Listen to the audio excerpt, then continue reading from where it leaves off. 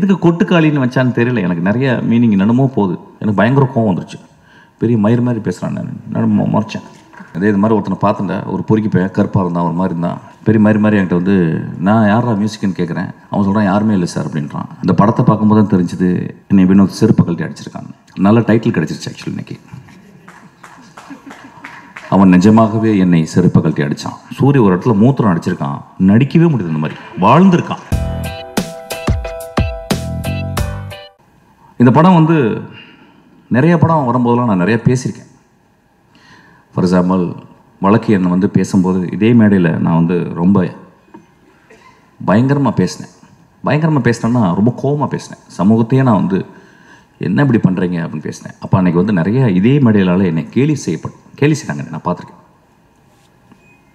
ஏன்னா ஒரு பாலசக்திவேல் எப்படியாப்பட்ட டேரக்டர்னு எனக்கு தெரியும். நிறைய பேருக்கு லிங்குசாமிக்கு தெரியும். ஒரு 3 படத்தை எடுத்துகிட்டு அந்த படம் ரிலீஸ் ஆகலன்னு உட்காந்துருக்கான். ஒரு கலைஞன், மகா கலைஞன். அவன் எப்படியாப்பட்ட கலைஞன்றது ரொம்ப பக்கத்தில் சேர்ந்தவங்களுக்கு, அவன் படங்களை நேசித்து பார்த்தவங்களுக்கு மட்டும்தான் தெரியும்.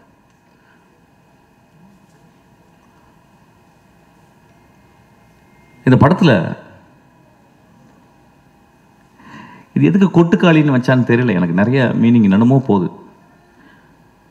நான் ரொம்ப நாளைக்கு முந்தைய சிவகார்த்தியனுடைய படத்தில் ஒரு பூஜை அன்னைக்கு ஒரு நாள் ஒரு சாப்பாடு சாப்பிட்டு இருக்கும்போது பக்கத்தில் ஒருத்தன் வெள்ளை சட்டை வெள்ளை பேண்ட் போட்டு ஒரு கிராமத்தில் இருந்த பையன் மாதிரி உட்காந்துருந்தான். அறிமுகப்பட்டுனான். யாரா நீ தம்பி அப்படின்னேன். சார் நான் தான் சார் வினோத். அப்படின்னா யார்ப்பா? இல்லை சார் நான் வந்து கூழாங்கல். அப்படி ஆமாம் ஏதோ பேசிக்கிட்டு இருக்காங்க நான் சொல்லுவேன். சரி என்னப்பா அந்த படம் ரிலீஸ் ஆகுதா இல்லையா? இல்லை சார் ஆயிரும் சார். ஓ அப்படியா சரி. என்ன படம் எடுக்கிற? அடுத்து என்ன பண்ண போகிறேன்? இல்லை சார் நான் ஆரம்பிச்சிட்டேன் சார். நான் சொல்கிறேன் கொஞ்சம் மெதுவாக எடுப்பான்னு வாயை எடுக்கிறேன். கொஞ்சம் மெதுவாக. இல்லை சார் நான் படம் ஆரம்பிச்சிட்டேன். நான் அப்படியே யார்ப்பா மியூசிக்கு? பாருங்கள் எவ்வளோ ஒரு ப்ரோக்ராம்டு வே ஆஃப் ஆஸ்கிங் ஒரு சேட்டிங் வித் அனதர் டேரக்டர். நான் கேட்குறேன் யாரா மியூசிக்கு அப்படின்னு. அப்படி சொன்னால் யாருமே மியூசிக் இல்லை சார். எனக்கு பயங்கர கோவம் வந்துருச்சு. பெரிய மயிர் மாதிரி பேசுகிறான். நான் முறைச்சேன். அப்புறம் நான் வந்துட்டு வீட்டு ஆஃபீஸ்க்கு வந்தோடனே அசிஸ்டன்ட்ஸ் கூப்பிட்டேன். அதே இது மாதிரி ஒருத்தனை பார்த்துட்டேன். ஒரு பொறுக்கி பையன் கருப்பாக இருந்தான், ஒரு மாதிரி இருந்தான். பெரிய மாதிரி என்கிட்ட வந்து நான் யாரா மியூசிக்னு கேட்குறேன்.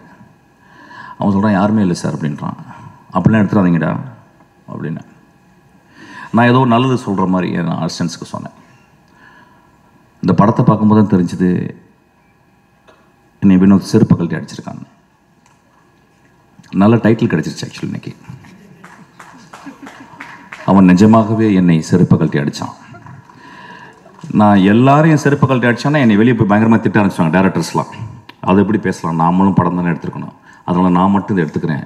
என்னை மட்டும் வினோத் செருப்பை கழட்டி அடித்தான். இந்த விழாவுக்கு வரும்போது நான் காலையில் பேசினேன். ஏன்னா இப்போ நான் 2 படம் பார்த்துட்டேன். ஒன்று மாரியுடைய வாழை பார்த்துட்டேன். அது ஒரு வாரம் பைத்தியமாக இருந்து அன்றைக்கி நைட்டு ஃபுல்லாக பைத்தியமாக இருந்து ஃபுல்லாக எழுதி அசிஸ்டன்ட் டேரக்டர்லாம் தூங்காமல் உட்காந்து ஒரு 3 பேஜில் ஒரு லெட்டர் எழுதி வரும் நம்ம நாளில்.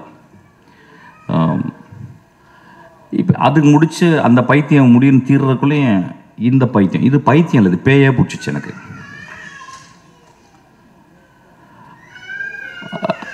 அப்போ வந்து இந்த படத்தில் வந்து அவன் ஏன் மியூசிக் டைரக்ஷன் பண்ணலை அப்படிங்கும்போது அதுக்கு ஒரு பெரிய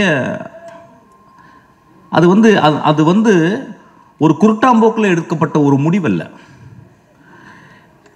The decision came out of his vision of cinema.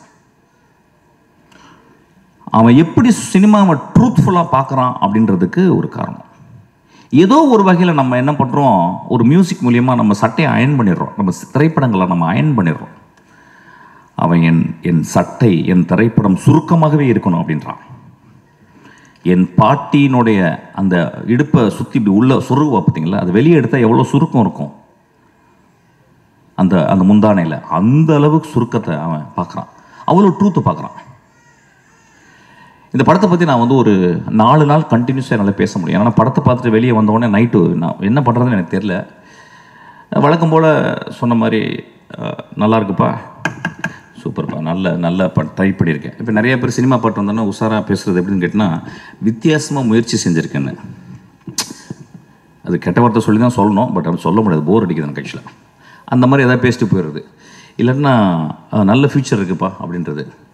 அப்புறம் ரொம்ப மோசமாக ஒரு தடவை பார்க்கலாம் அப்படின்றது. நண்பர்களே, இங்கே வரும்போது யோசிச்சேன், நான் என்ன பேசணும், இந்த படத்தை நான் வந்து எப்படி மக்கள்கிட்ட கொண்டு போய் சேர்க்கணும். ஏன்னா என் லைஃப்பில் இது ஒரு பெரிய பொறுப்பை நான் பார்க்குறேன். என் மகள் பிறக்கும்போது என் மனைவியின் கையில் என் மகளை பார்த்துட்டு நான் எவ்வளோ சந்தோஷப்பட்டனோ அதே மாதிரி இந்த படத்தை பார்த்தப்ப சந்தோஷப்பட்டேன்.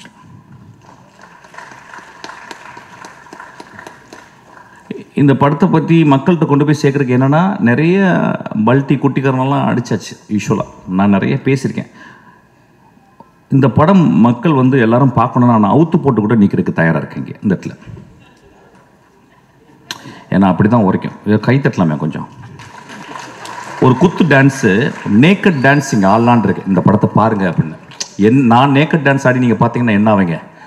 அதை எக்ஸ்ட்ரா போஸ்ட் பண்ணி நீங்கள் அப்போ அந்த படத்தை போய் பாருங்கன்னு சொல்லலாம். இந்த கொடுமை எப்படின்னு கேட்டிங்கன்னா, இந்த தமிழ் சமூகத்தில் வந்து அது இந்திய சமூகத்தில் வந்து ஒரு நல்ல படத்தை பார்க்குறக்கு, நல்ல படம்னா எப்படின்னா ரொம்ப ஃபிலாசபிக்கலான கொஸ்டின் அது. ஆமாம், நான் 2 நிமிஷம்லாம் பேசலாமா? 1 மணி தான் பேசுகிறேன். பேசுது இடக்கு முடக்க அதை பேசினா பிரச்சனை ஆயிரும் உனக்கு. ஓகே, நல்ல படம் அப்படின்னாவே நம்ம நண்பர்கள், நம்ம ரசிகர்கள், நம்ம ரொம்ப நேசத்துக்குரிய நம்மளுடைய ரசிகர்கள் என்ன சொல்லியிருந்தாங்க வந்து, ஓகே புரிஞ்சிடுச்சு. அதாவது வந்து பாலாசக்திவேலு, மிஷ்கின், ராமு, வெற்றிமாறன் இவங்களும் நல்ல படம் சொல்லிட்டா கொஞ்சம் பார்த்தே போவோம் அப்படின்ற மாதிரி கொஞ்சம் யோசிச்சு போவோம். ஏன்னா சினிமா பார்க்க வர்றதே அவுத்து போட்டு ஆடுறதை பார்க்குறதுக்கு தான். சினிமாவுக்கு நிறைய பேருக்கு ஆடுறது, அதாவது இன்னும் என்கிட்ட பேசுகிறாங்க, அந்த சார் அந்த குத்துப்பாட்டு ஒன்று போட்டிங்களே சார், அது மாதிரி இன்னொன்று போடுங்க சார். நான் என்ன போட தான் செய்ய முடியும் ஆக்சுவலாக. நண்பர்களே, ஒரு மார்க்கெட்டுக்கு போகிறோம், ஒரு குழந்தையை கூட்டிகிட்டு, ஒரு பெண் குழந்தையை கூட்டிகிட்டு ஒரு கத்திரிக்காய் எடுக்கிறோம். எங்கள் அம்மா சின்ன வயசில் எனக்கு கத்திரிக்காவை எப்படி வாங்குவது அப்படின்னு சொல்லி கொடுத்துருக்காங்க. ஒரு சவுச்சவை எப்படி பார்த்து வாங்கணும்னு சொல்லி கொடுத்துருக்காங்க. ஒரு பழத்தை வந்து தட்டி பார்த்து, அந்த பழம் தட்டி பார்த்து பழுத்திருக்கான்னு பார்த்து வாங்க சொல்லியிருக்காங்க. ஆனால் நம்ம சமூகத்தில் ஒரு கலைப்படைப்பை மட்டும் வெகுஜன சினிமாவாகவே மட்டுமே பார்க்க பழகிருச்சு. இன்னைக்கு 16 வயதில் எடுத்தால் ஓடுமானே டவுட் வந்துருச்சு. என் ஆதங்கத்தை இங்கே கொட்டி தீர்க்கவில்லை. இந்த படத்தை நான் மக்கள்கிட்ட கொண்டு போய் எப்படி சேர்க்கறதுன்னு யோசிச்சுக்கிட்டே இருக்கேன். இப்போ நகரத்தில் இருக்கவங்க எல்லாருமே நினச்சிக்கிறாங்க நம்ம எல்லாமே சிட்டி பேஸ்டு. அதை சொல்கிறாங்க, இது கிராமத்து கதை. ஐயா, இது என் தாயின் கருவறை ஐயா. இந்த படம் என் மகளின் யோனி ஐயா. இந்த படம் பாலசக்தி சொன்னா, இந்த மாதிரி படமே பார்த்தது இல்லைன்னு.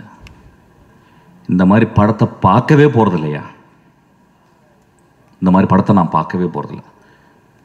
இந்த படத்துக்கு முன்னாடி என் படைப்புகள், என்னுடைய சினிமா அப்படின்றத நான் கீழே குனிஞ்சு அவன் காலை முத்தமிடுவேன். அந்த அளவுக்கு அந்த படத்தை பண்ணியிருக்கான்.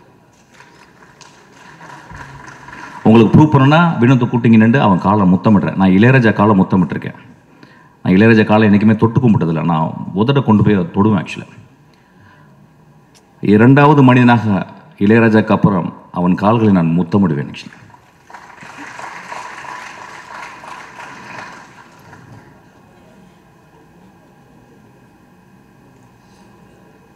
ஒரு படத்தை பார்க்கும்போது அடுத்த சீன் என்ன, அடுத்த சீன் என்ன, அடுத்த சீன் என்ன, அடுத்த சீன் என்னன்னு சொல்லிட்டு நாங்கள்லாம் எழுதுவோம். எழுதும்போது ரொம்ப கேர்ஃபுல்லாக, நான் இப்போ கூட வரும்போது என் தம்பிகிட்ட பேசிக்கிட்டேன், ஒரு படம் வந்து நல்ல கதையாக இருக்கணும், என்டர்டெய்னிங்காக இருக்கணும், இப்போ 3வது தேவைப்படுது எக்ஸைட்டிங்காக இருக்கணும்னு சொல்லிட்டு. இந்த 3மே இந்த படத்தில் இருக்குது. என்ன ஒன்று, நீங்கள் பார்க்குறது உங்கள் பார்வையை வேறு மாதிரி வச்சு பார்க்கணும். எனக்கு தெரிஞ்ச இந்த ரீசெண்ட் டேஸில் இந்த கதைகளில் நான் வந்து இப்போ 2 கதைகள் வந்து நான் இந்த 10 வருடத்தில் திரைக்கதையில் படித்தது எக்ஸ்ட்ரானரி ஸ்டோரிஸ்ன்னு சொல்லுவேன். ஒன்று 3 பில்பர்ட்ஸு, இன்னொன்று கெட் அவுட், ஜோர்டன் பீல்டு. அதுக்கப்புறம் இந்த கதையை சொல்லுவேன். ஏன்னா அது 3மே எப்படின்னா, ஒன்று வந்து பிளாக் ஹாரர், இன்னும் வந்து ஒரு பெண்ணினுடைய தவிப்பு, தன் மகளை பறி கொடுத்துட்டு ஒரு பெண்ணுடைய தவிப்பு. இந்த படத்தில் ஒரு குடும்பம் ஒரு பெண்ணை வச்சுக்கிட்டு தவிக்கிறாங்க. அவ்வளவு சிறந்த மனிதர்கள் அந்த குடும்பத்தில் இருக்கவங்க. அந்த குடும்பம் பார்க்கும்போது, படம் பார்க்கும்போது அவங்க கெட்டவங்க மாதிரி தெரியும். எனக்கு ரொம்ப அந்த பெண்ணை விட அந்த குடும்பம் ரொம்ப நல்லதாக தெரிஞ்சுது. வினோத் இந்த கேரக்டருக்கு வந்து வேற யாராவது பண்ணியிருந்தால் நல்லா இருக்காதோ, நடிச்சிருவாங்களோங்கிறதுக்காக தன்னுடைய அக்காவையும் தன்னுடைய பெரியம்மா பொண்ணு தங்கச்சிகளாம் நடிக்க வச்சிருக்கான். இந்த படத்தில் வந்து 2 காட்சிகள் நான் சொல்லுவேன். பாலாஜி பாதி கதை சொல்லிட்டேன். ஆக்சுவலாக நான் சொல்ல மாட்டேன். உன்னை அதுக்கு அடிக்கணும். டே பாலாஜி, பாதி கதையை சொல்லிட்டேன். ஆக்சுவலி நான் சொல்ல மாட்டேன். இந்த படத்தில் வந்து ஒரு சேவல் நடிச்சிருக்கு. அதான் முதல்ல பார்த்துருப்பீங்க. சேவல் நடிச்சிருக்குன்னு சொல்கிறத விட அந்த சேவலை அவன் வந்து கேப்சர் பண்ணியிருக்கான். முதல் ஷாட்டாக நீங்கள் போட்டிருக்கான், நீங்கள் பார்க்கணும். ஆக்சுவலாக இந்த படம் சினிமாவை எப்படி பார்ப்பது, நாம் என்ன சினிமா பார்த்துக்கிட்டு இருக்கோம், அதாவது மொமெண்ட்ஸ்ன்னு சொல்லுவாங்க. சினிமாவில் வந்து மொமெண்ட்ஸ்ன்னு சொல்லுவாங்க. எனக்கு தெரிஞ்சு நான் 27 வருடத்தில் 2 மொமெண்ட் தான் நான் கிரியேட் பண்ணியிருக்கேன்.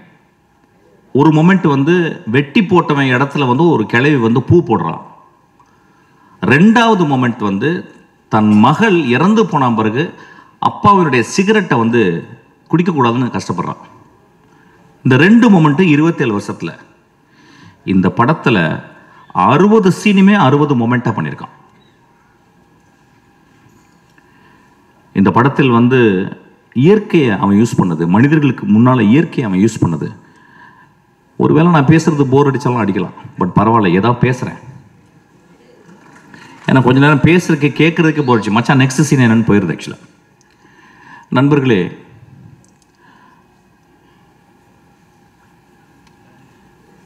ஒரு நல்ல கதை, ஒரு நல்ல கதாசிரியர் தோற்கப்படவில்லை,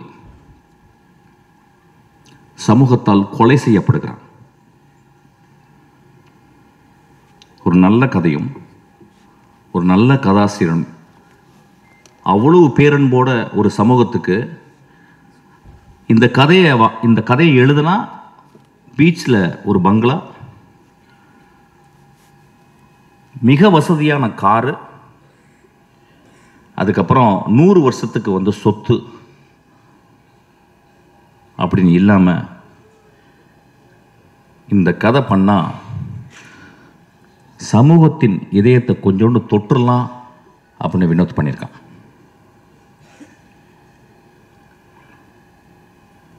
இந்த படத்தை வந்து பத்திரிக்கைக்காரங்க எல்லா படங்களுடைய திறப்பு வாசல்களை திறந்து வைக்கிறது பத்திரிக்கையாளர் தான். அவங்க வந்து படம் வந்து பார்ப்பாங்க. பார்த்துட்டு எனக்கு தெரிஞ்சு எல்லா நல்ல படங்களையும் அவங்க வந்து ஆறத்தழுவி முத்தம் கொடுத்துருக்காங்க. இந்த படத்துக்காக வினோத்துக்கு இந்த பத்திரிக்கையாளர்கள் கோயில் கட்டணும்னு நான் கேட்குறேன்.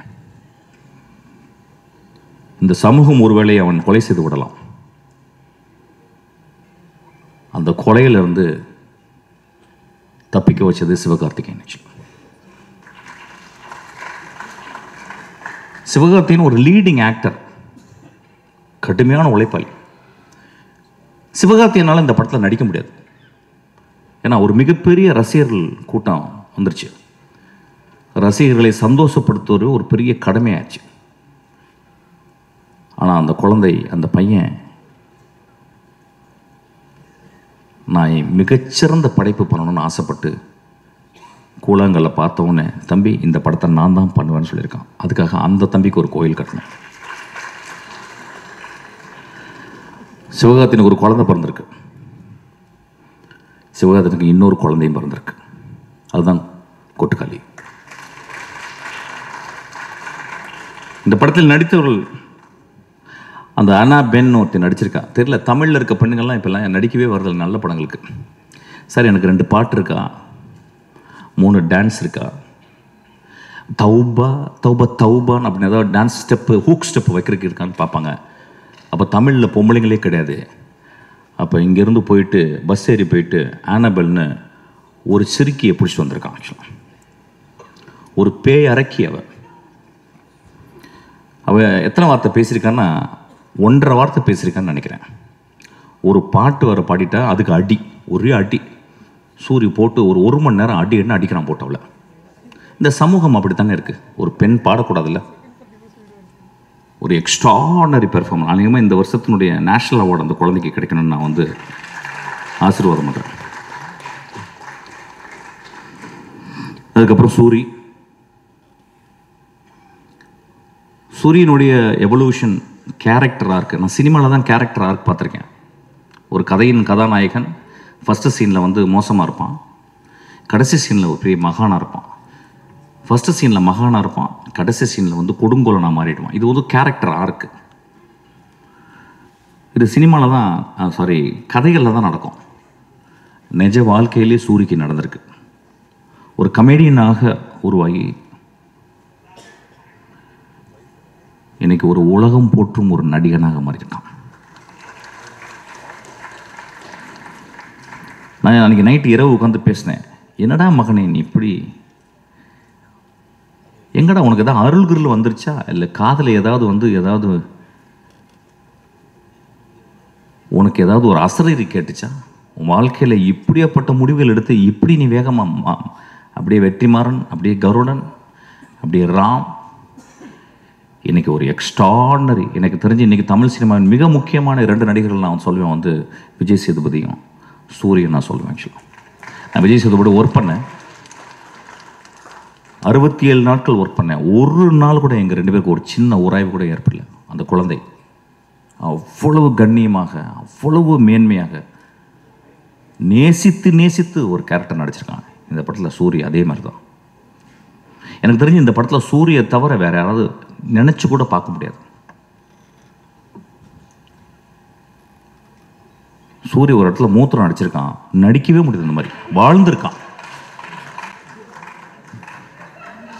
அதுக்கு வினோத் அந்த கேமராவை பக்கத்தில் எட்டு போகிறான். அப்படியே அவன் மூத்திரம் அடிக்கிறதுக்கு போய் பக்கத்தில் போயிட்டு நான் பயந்துட்டேன், கீழே கேமரா டில் டவுன் பண்ணிட போகிறான்னு பார்க்க ஆசையை வருது, டில் டவுன் பண்ணி பார்க்கலாம் அப்படின்னு சொல்லிட்டு. ஆனால் அப்படியே மேலே வச்சு அதுக்கப்புறம் சூரிய திரும்பி பார்க்குறான். மனிதர்களே என்ன பெர்ஃபார்மன்ஸு, என்ன எவ்வளவு நம்பிக்கை அந்த கேமரா மேலே. சீனை வந்து அவன் கிட்டத்தட்ட ஒரு 4 நிமிஷம் கேமரா எட்டு போயிட்டு ஒரு அம்மா குளிச்சுட்டு அதை தலையில் தண்ணியை தொளிச்சிட்டு தன் மகள் இப்படி பண்ணிட்டாலே, மகள் இப்படி பண்ணிட்டேன்னு அவள் கோயிலுக்கு போகிறத வந்து ஒரு extreme long shot. I think இந்தியாவில் ஒரு லாங்கஸ்ட் ஷாட்டாக கூட இருக்கும்னு நினைக்கிறேன். அங்கே எடுக்கும் போதே அவன் அதோடைய கான்ஃபிடென்ட்டை சொல்கிறான். நான் என்ன மாதிரி படம் பண்ண போகிறேன், என்ன மாதிரி படத்தை நீங்கள் பார்க்க போகிறேங்கன்றது அவன் பிச் பண்ணுறான். இந்த படத்தை பற்றி இன்னொரு தருணத்தில் நிறைய பேசலாம். ஏன்னா இங்கே வந்து மொத்தமே 4 டேரக்டர்ஸ் தான் வந்திருக்கோம். நான் வந்து ரொம்ப நேரம் டைம் எடுத்துக்கூடாது, நான் நிறையா பேசுவேன், என்னால் பேச முடியும். So Soori has given an extraordinary. அதாவது இந்த படத்துக்கு அப்புறம் சூரியை நம்ம எப்படி பார்க்கலாம்னா, ஒரு இந்தியாவின் ஒரு மிகச்சிறந்த ஆக்டரை நம்ம பார்க்கலாம். அது ஏன் சொல்கிறேன்னா, அந்த அளவுக்கு அந்த கேரக்டர் அவன் மண்ணிலிருந்து, அந்த வெறுங்காலிருந்து நான் பார்த்தேன். சூரிய செருப்பு போட்டுக்கணும், செருப்பு போடாமல் அவன் அப்படியே அதுக்குள்ளே ஒரு அதான் சொன்னாங்க, ஏதோ அந்த டீட்டெயில் வந்து கால், அதை வந்து சூரிய சொன்னதான் நல்லது, சூரிய சொன்னதான் தான் அது நல்லாயிருக்கும். ஆக்சுவலி எப்படி அதை நடித்தான் அந்த குரலுக்காக. நான் அந்த கழுத்தில் இது பண்ணிட்டு பார்க்கும்போது நான் ஒரு இடத்துல ஒத்து பார்த்தேன், இந்த இடத்துல கழுத்து நரம்பு வந்து புடைக்குது. ஸோ நடிக்கலை அந்த இடத்துல. He took so much of sincere and truthfulness to exhibit something extraordinary. கேள்விப்பட்டேன் வந்து கூழாங்கல் பார்த்த உடனே சூரி விரட்டி போயிருக்கான். ராம் என்கிட்ட சொன்னான். ஆனால் கிட்டத்தட்ட டெய்லி 2 தடவை ஃபோன் பண்ணி, ராமண்ணா கொஞ்சம் வினோத்தை சொல்லுங்கள், அடுத்த படம் எந்த படமாக இருந்தாலும் அதில் ஒரு சின்ன கேரக்டராக நடிக்கிறேன்னு. அதுக்காக சூரிக்கு நம்மலாம் கிளாப் பண்ணுவோம். அதான் ஒரு கலைஞன் இன்னொரு கலைஞனை தேடி ஒரு சீனாவும் நான் நடிக்கணும்னு சொன்னான் பாருங்க. அவன் ஒரு பெரிய மேதை தான், அவன் பெரிய மேதை தான் அவன். நண்பர்களே, இந்த படத்தை பற்றி நான் நிறைய சொல்ல முடியும். ஆனால் I am not very sure how far I can talk. ஒரு மிகப்பெரிய அனுபவம். இந்த படம் வந்து ஒவ்வொரு குடும்பமும் போய் பாருங்கள். அதாவது மோசமான படங்களை சில படங்களை நம்ம பார்க்குறோம். மோசமான காட்சிகளை நம்ம குழந்தைகளை கொண்டு போய் காட்டுறோம். மோசமான படங்களை இந்த இளைஞர்கள் போய் பார்க்குறாங்க. அதெல்லாம் பார்க்கலாம், தப்பு கிடையாது. அது ஒரு ஆர்ட், போர்னோகிராஃபியும் ஒரு ஆர்ட் தான். அது யாரால் எடுக்கப்படுறதுன்ற பொறுத்து. ஆனால் இந்த படம்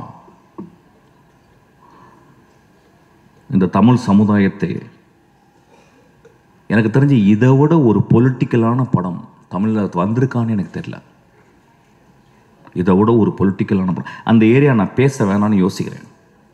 ஏன்னா இங்கே பொலிட்டிக்கல் படம்ன்றது வேறு வேறு கருத்துக்களோடு உலாவுது. ஆனால் ரொம்ப அமைதியாக ஒரு பொலிட்டிக்கல் படத்தை, மோஸ்ட் பவர்ஃபுல் பொலிட்டிக்கல் ஃபிலிமை வினோத் அசால்ட்டாக எடுத்திருக்கான். நண்பர்களே, நான் மீண்டும் கேட்குறேன், இந்த படத்தை நீங்கள் எல்லாரும் பார்க்கணும். பத்திரிக்கையாளர் இந்த படத்தை பற்றி மேன்மையை எழுதணும். இந்த பத்திரிக்கையாளர்களுடைய மனசாட்சி நான் சொல்லுவேன். இந்த படத்தை நான் தேவராஜெல்லாம் நான் பார்த்தேன். 25 வருடம் நான் பார்க்குறேன் தேவராஜா. சினிமாக்காகவே வாழ்ந்து ஒரு கலைஞனாக, அதாவது ஒரு பத்திரிகையாளனாக இல்லாமல் ஒரு கலைஞனாகவே வாழ்ந்துருக்கேன். இப்போ நான் என் தம்பியை பார்த்தேன். அவன் எனக்கு குழந்தை பிறந்துருச்சேன்னா அப்படின்னு சொன்னான். உங்களெல்லாம் பெரிய தர்மம் இருக்குது இந்த படத்தை பற்றி. இந்த படத்தை பற்றி நான் என்ன சொல்கிறேன், நான் சேலஞ்ச் பண்ணுறேன். இந்த படத்தை பற்றி ஏதாவது ஒரு நெகட்டிவ் பேசுங்க. இந்த படத்தை கொண்டு போய் சேர்க்க வேண்டியது உங்கள் கடமை. ஐயா, இது உங்கள் தாய் மடி ஐயா. இந்த மடியை நீங்கள் தான் பத்திரமா பார்த்துக்கணும். நான் ரசிகர்கள், சினிமாவை நேசிக்கும் ரசிகர்கள், ஒவ்வொரு தடவையும் சினிமா ரசிகர்களால், அந்த தாயுள்ளம் கொண்ட ரசிகர்களால் கண்டுபிடிக்கப்பட்ட மகா ஆளுமைகள் தான் பாரதராஜா, மணிரத்னம், பாக்யராஜ், பாலச்சந்தர், பாலா, வெற்றிமாறன், ராம், பாலாஜி சக்திவேல். இவங்கெல்லாம் மகா உன்னதமான படைப்புகளை கொடுத்து மக்களுடைய அங்கீகாரம் பட்டு நீங்கள் தொட்டில் போட்டு தாளாட்டி இன்றைக்கி இவ்வளோ பெரிய ஆளாக இருக்கிறாங்க. அந்த மாதிரி தங்கத்தில் ஒரு தொட்டில் கட்ட வேண்டிய என் குழந்தை வினோத். கடைசி விவசாயி பார்த்துட்டு நான் அவ்வளவு கஷ்டப்பட்டேன். தியேட்டரில் 4 பேர் தான் இருந்தாங்க. ஒரு மகா உன்னதமான படைப்பு அது. அதுக்கு கேட்டால் என்ன சொல்கிறாங்க, ஏன் சார் ஃபாஸ்ட்டாக இல்லைன்றாங்க. ஐயா, ஏன் ஒரே நாளில் குழந்தை பிறக்கக்கூடாது? ஏன் இயற்கை 10 மாதம் ஒரு தாயை சுமக்க வச்சிச்சு? ஏன் என்னுடைய பாட்டி மெதுவாக நடந்து போகிறாள்? என் தந்தை இப்போ போன வாரம் இறந்து போனார். கை அப்படியே அவர் அந்த பாடியை குளிப்பாட்டும் போது நான் பார்த்தேன். அப்படியே கையெல்லாம் சூம்பி போயிருந்துச்சு. அப்படியே அந்த குளிக்கல வைக்கும்போது நான் அப்படியே பார்த்துக்கிட்டே இருந்தேன். அந்த மண்ணை அள்ளி போடும்போது அந்த வாய்க்குள்ளே தான் போச்சு. என்னை முத்தம் கொடுத்த, என்னை பார்த்து எப்பொழுதும் புன்னகை புரிந்த அந்த வாய்க்குள்ள அந்த மண்ணு போனதை நான் பார்த்தேன்.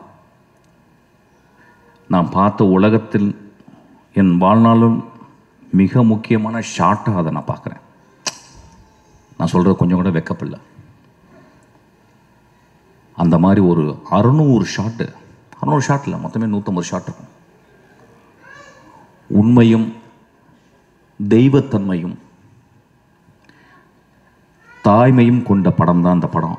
தயவுசெய்து கைவிட்டுறாதீங்க. சும்மாவது போய் பாருங்கள். ஒரு சிகரெட் ஒரு சிகரெட் பாக்கெட் எவ்வளோப்பா? சிகரெட் பாக்கெட் இன்றைக்கி கிங்ஸு தெரியாது, நீ அடிக்க மாட்டியா? நீ மனுஷனே கிடையாது. யார் எவ்வளோவா? எவ்வளோ ஒரு சிகரெட் பாக்கெட்டு? 200 ருபீஸுங்க ஒரு சிகரெட் பாக்கெட்டு. ஒரு சிகரெட் பாக்கெட்டில் 20 சிகரெட் இருக்கா? 10 இருக்குது. 10 நாள் போச்சுன்னு அர்த்தம் உங்களுக்கு. 10 சிகரெட் கொடுத்தா 10 நாள் போச்சு. நான் சிகரெட்டை நிப்பாட்டிட்டேன். இப்போ 10 நாள் ஜாஸ்தி ஆயிடுச்சு. இப்போ ஒரு குவார்ட்டரு அது 150 ரூபாலேருந்து 200 ரூபா. அது 1 வருஷம் போச்சு. இதுக்கெல்லாம் செலவு பண்ணுறோம்ல. சாமிக்கு போய் நம்ம அவ்வளோ செலவு பண்ணுறோம், அவ்வளோ உண்டியல் காசு போடுறோம், அவ்வளோ டொனேஷன் கொடுக்குறோம்ல. வினோத் தான் என் சாமி. அவன் எடுத்தது தான் கடவுள். தயவு செய்து போய் பாருங்கள். நண்பர்களே, இந்த வாழ்க்கை ரொம்ப அலாதியானது. இந்த வாழ்க்கையில் நம்ம என்னென்னலாம் முடிஞ்ச வரைக்கும் நல்ல விஷயங்கள் பண்ணுறோம் அப்படின்றது ரொம்ப முக்கியம். அதில் ஒரு நல்ல விஷயந்தான் கொட்டுக்காலை நீங்கள் போய் தரிசிக்கிறது. அந்த காளி உங்களை ஆசீர்வாதம் செய்வாள். நன்றி.